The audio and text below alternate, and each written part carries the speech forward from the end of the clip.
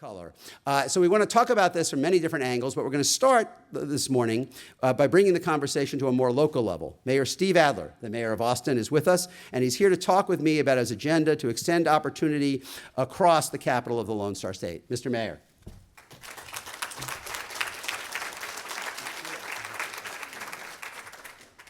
So, thank you for joining us, first of all.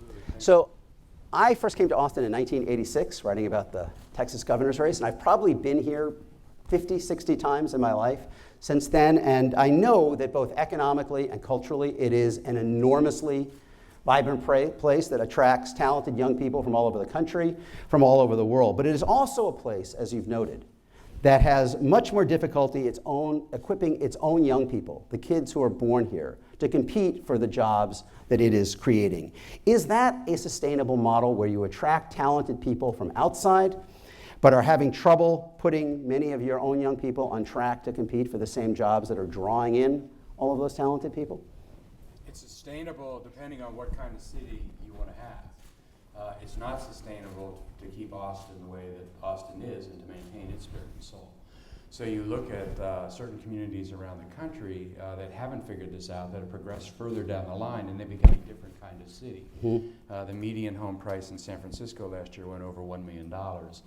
That begins to dictate who it is that lives in your community. A community like Austin, that at its very core is a creative city, will lose its artists, its creative people. It will lose people, and it will lose communities. It will change Austin. So for Austin, it's not sustainable. You know, we've, at Next America, we've written a lot about this issue because, you know, you look at some of the cities that have created the most jobs since 2000, the fastest growing, most vibrant cities in America, and yet the poverty rate in those cities still exceeds the national average. And in many cases, in the studies that have been done, upward mobility in those cities lags the national average. You have talked about this issue as explicitly as any mayor as I've seen anywhere around the country. In your State of the City address last year, you said, Austin leads the nation in creating middle-class jobs. What we are lacking is the training and access to training for the folks who live here to qualify for those jobs. That's one of the reasons why so many people are moving here, to take those jobs we don't fill locally. Our own homegrown talent needs the education, experience, and training to fill those available middle-class jobs. So what are the keys to changing that dynamic? Well, I think you do that at several different levels. What you need to do in terms of how you approach the jobs and the businesses that you attract to the city. So we have an incentive program, and the metric we use to measure success on the companies we attract has as a key component the number of jobs that pay over $130,000 a year, which is a great thing to do. Our city right now is lucky or blessed, and we seem to be attracting those jobs regardless of what we do. We need to spend that same kind of effort associated with attracting companies that are going to provide and train in the area where the jobs are paying $20 to $30 an hour. Mm-hmm. I think that you do that by making sure that there's job training. We're about to undergo a regional strategic plan with respect to job training, probably true up and really focus on 2 or 3 metrics that we can agree to community-wide and then drive those to success. We're trying to do lots of different things in lots of different ways, and I think that we really need to pick some and do those well, and we have to get to scale.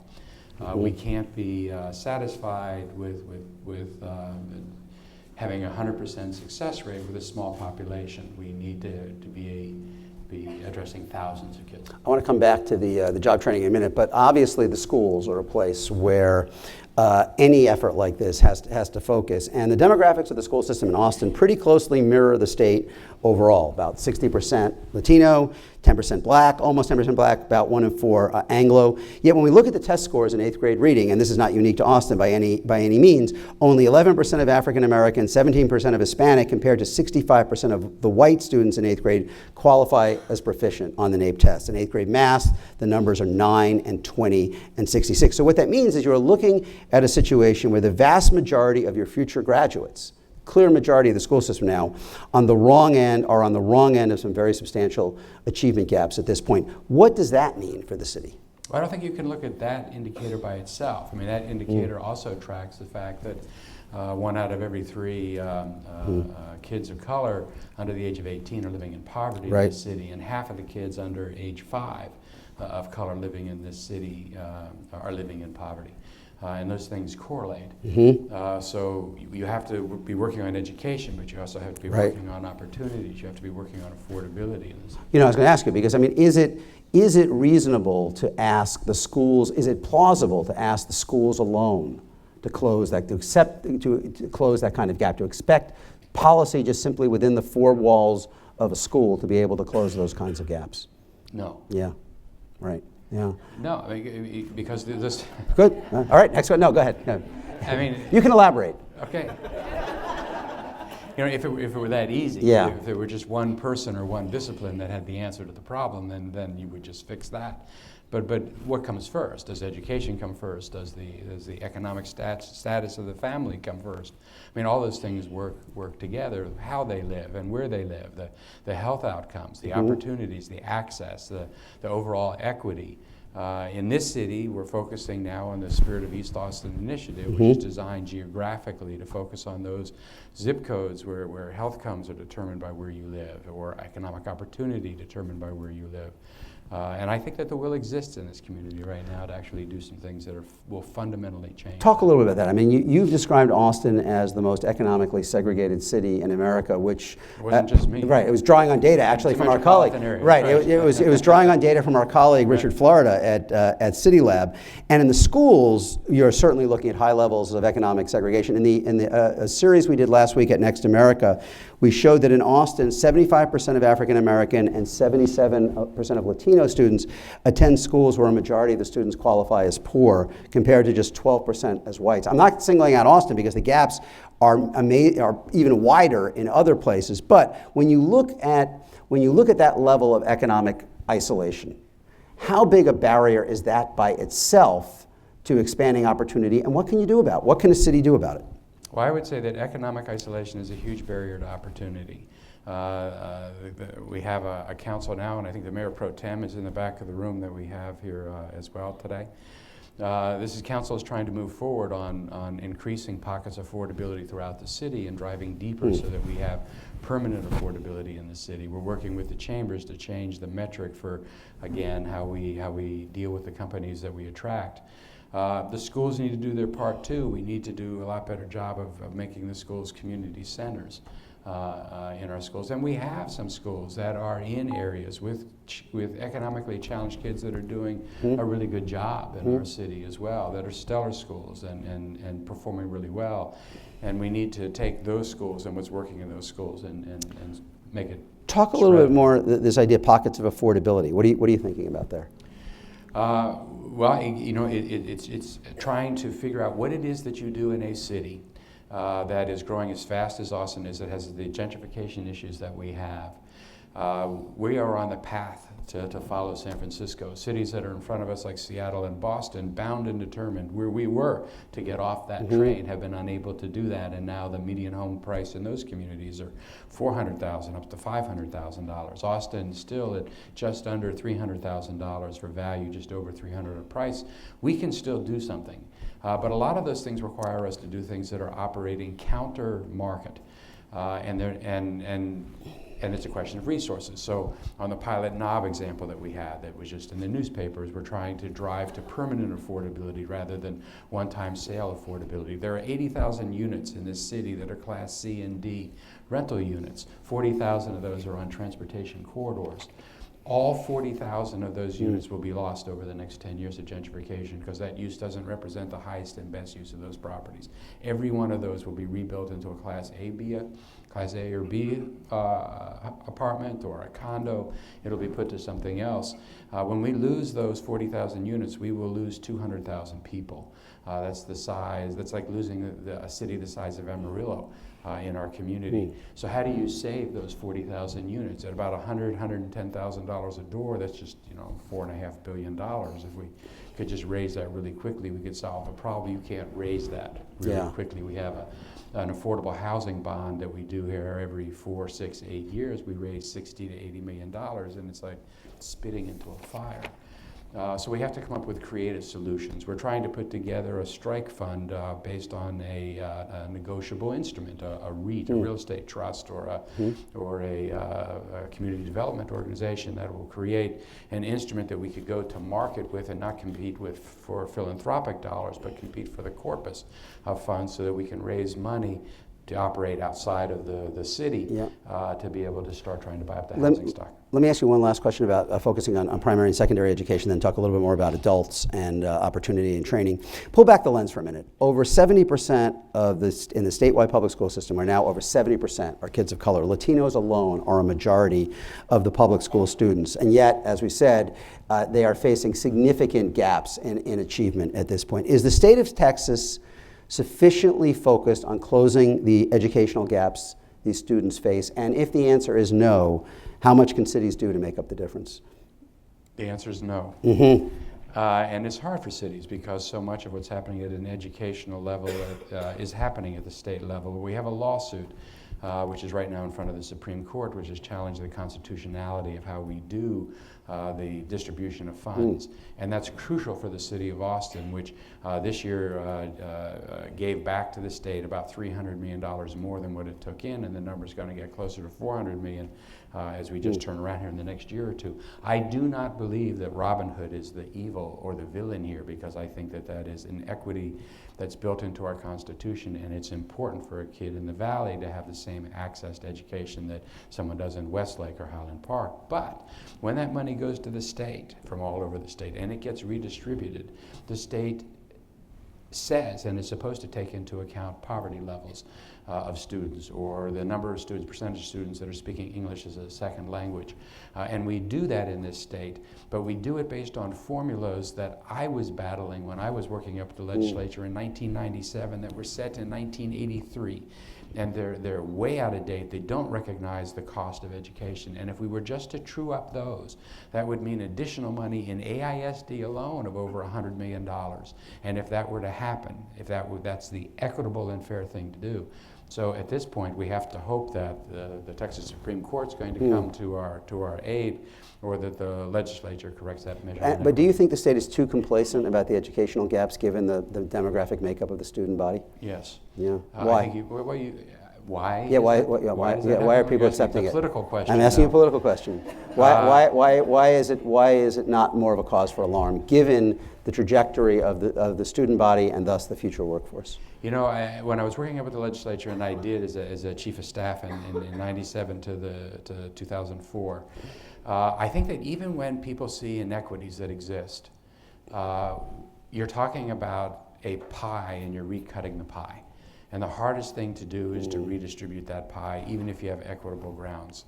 Every time we actually made a great measure to do that, we would interject hold harmless provisions to make sure that nobody would actually lose anything that they had. So we would adopt a great equitable plan that would call for the redistribution of everything, and then we would put in the hold harmless that said, of course, no one can lose anything. And when you look at that, you think, well, how can I reconcile those two things? And you can't. I think it's that political imperative. Yeah. So for any city that is looking to expand opportunity, it's important to focus on kids, but it's not enough. Obviously, you have an adult workforce. You have to address the situation there as well.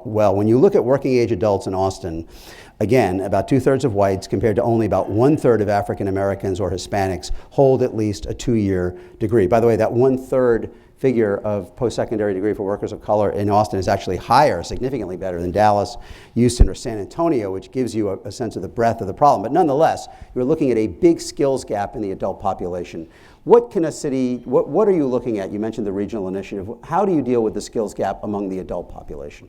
Well, you know, that is a huge issue in the city. We have you know, we were a highly educated community. Over half the people that live in this community have advanced degrees of some kind or another, and 40% of the remaining group have some skills after high school. We have 140,000 people in this city that have done something past high school but have not received an associate degree. So we have a huge population that showed some measure of initiative or ability or access that we need to be able to tap into. We need to do a better job of finding that cohort and training that cohort. The training programs that we have in our workforce solutions, the number that I heard the other day was that only 47% of the people that go through the training programs that we have actually end up getting a job in the program that they were just trained in. So we're just missing. We have some programs that are doing a great job of fighting the barriers that exist. You know, when you're in that group of people that should be trained, but you're working 3 jobs, it's hard to say stop what you're doing. You still have childcare to pay for. How do you get past those barriers so that you can take advantage of the training? And we need to figure out that strategy, not so that we're graduating 100 kids or 200 kids, but so that we're graduating 4,000 kids and 5,000 kids. It's that measure of scale change that we have to make in the city. And that's why I'm looking forward to this whole community, workforce, whole community is going to be getting together here over the next 4 or 5 months to come up with what that plan is to be able to reach scale, beginning by deciding on what are the 2 or 3 metrics that we are going to focus on and measure. I was going to say, so you mentioned before this regional workforce development master plan idea. What are you hoping will come out of that process? You talked several times about kind of, you can't be all things to all people. You've got to pick some priorities. Do you have some priorities in mind yourself as the process gets underway? You know, what I'm looking for is scale.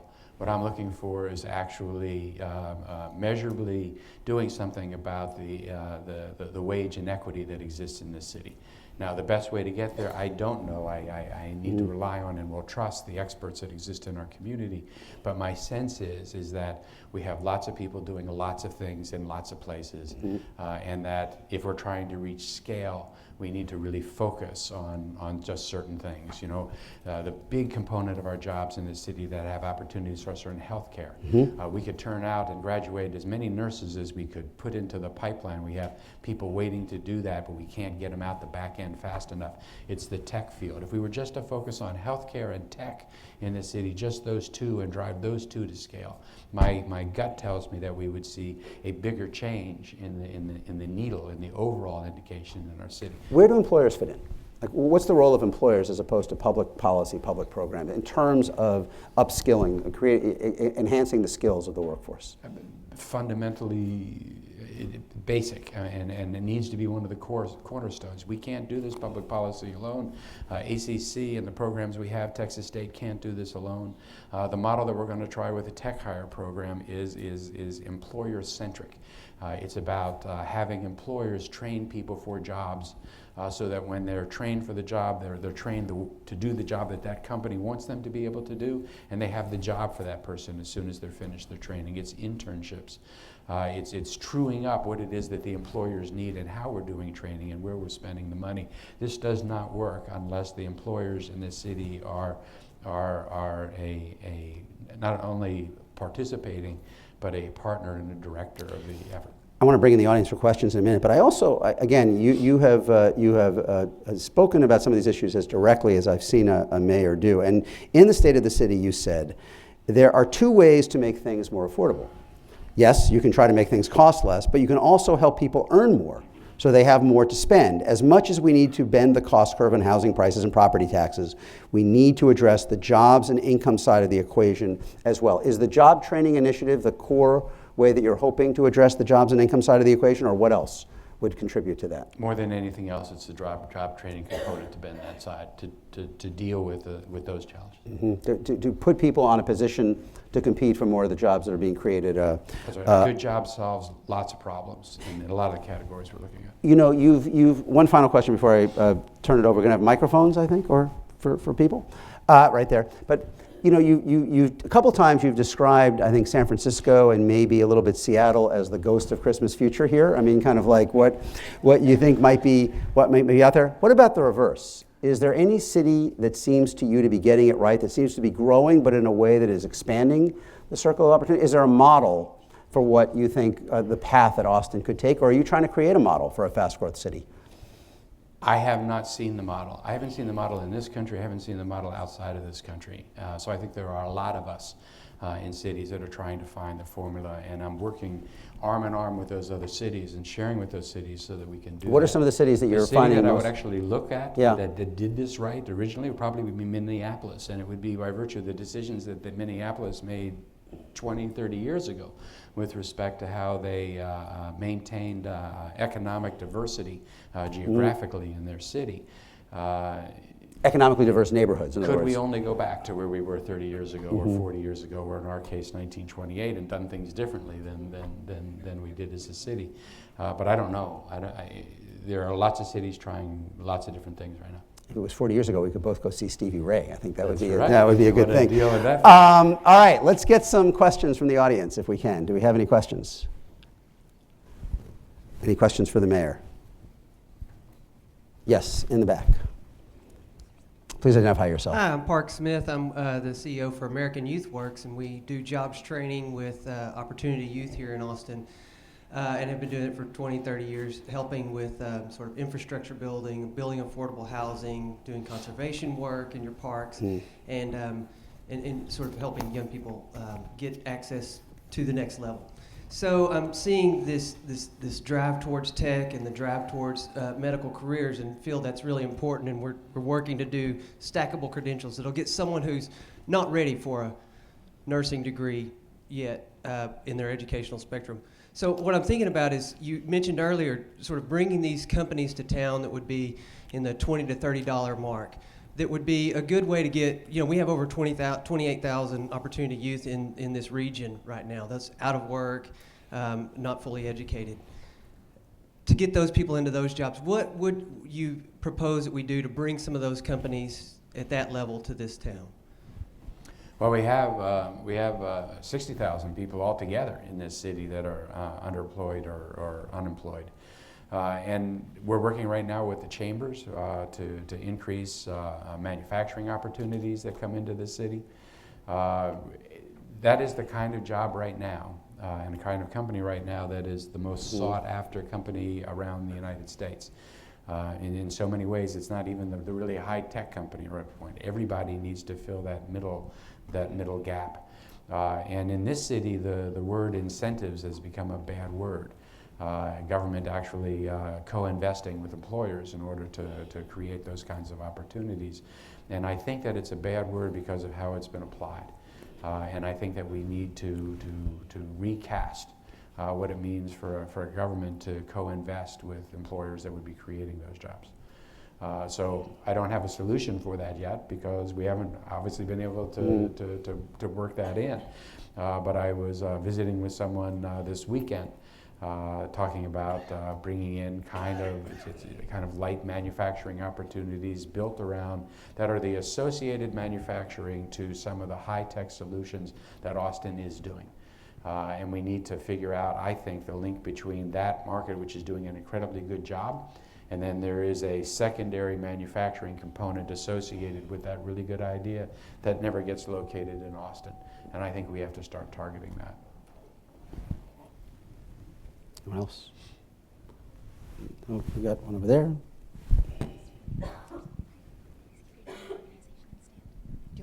Yeah. I thought. Yep. Okay. Hi, my name is Eva Esquivel. I'm with Workforce Solutions Alamo in San Antonio. So you talk about employer participation, and we struggle with that on a lot of different levels. And so how do you hold our feet to the fire to actually participate? The mayor's office in this city doesn't have a lot of power. It really only has two powers. And the two powers are the ability to convene and the ability to use a bully pulpit.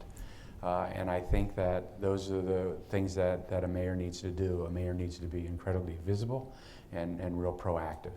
And I have been pretty much working 24/7 and spending a lot of time. And I think that in the conversations that I've had with the employers, I think that we're poised to have I think we're poised to have that happen in our city, but I don't know how you do it other than just cajoling and having the long conversations about what the needs are. We'll see. I mean, check back in a year, and I'll either have an answer to that question or I'll be frustrated.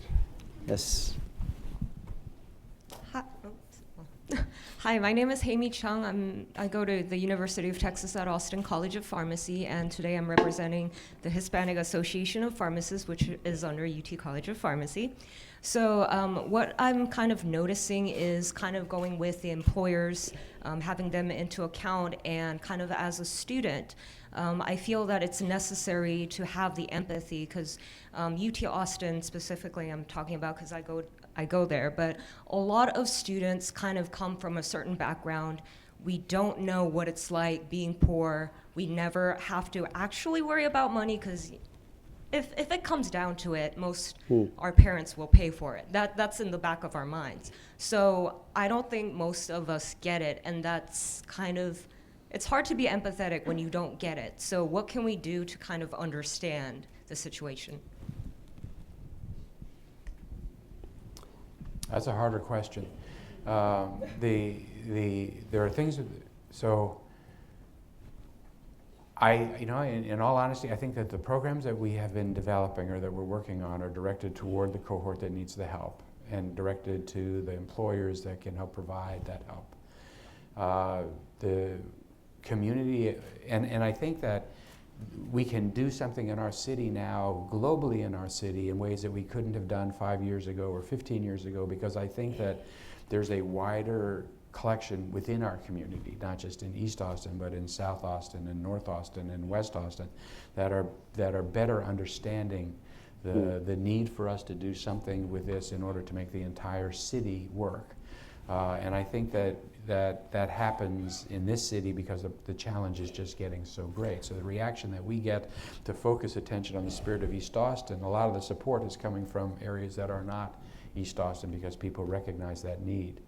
On the university community, with respect to the students and engaging them more, I was just with this past Saturday, not this Saturday, one Saturday ago, with 2,000 kids in a field at a middle school up near Runberg that were giving their day to walk around the Runberg area, to work with people, to help clean up the area. And within that group of 2,000 kids, I guarantee you, when they got bussed over in the morning, when they got in their buses that night and went back home, their lives were different. I'm sure that they saw things that they had not seen before, or interacted with people that they don't ordinarily interact with. So I left that experience on Saturday one ago, not only having accidentally declared a taco war with San Antonio, which I didn't mean to do, but I got the real sense with that cohort of 2,000 kids that their lives were changed. Let me ask you a button up here with kind of a summary question, because we'll go back to where we started. This is a city that has enormous success at drawing people from everywhere. Census data shows that a majority of the people who live in Austin but were not born in Texas have a college degree, which is an incredible statistic. So you can attract talented people. If that is the model going forward? Does it work economically? Does it work socially? I'm not sure it works either, and it depends on how you define that. We know that it doesn't work for Austin. We know that it doesn't work socially in this city. We also launched yesterday an effort to preserve the artistic community, the musicians and the artists, the performing artists, the dancers in our city. If we lose that, we will lose who we are in this city, and importing people to take our jobs will do nothing but export the folks that we can't afford to lose. This council has done two things this past year. One, we came in when there was a drought, and we managed to fill up the lakes, right? Thank you. The other thing this council has done is that we have reduced the poverty rate in the city. But the way we reduce the poverty rate is exporting it. And if we do that, we will continue to lose the creative communities and the diversity that makes this city special. It's the opposite of President Obama talking about making the ocean stop rising. You made the lake start rising. We did. There you go. All right. Join me in thanking Mayor Adler. Thank you for being here. Thank you so much.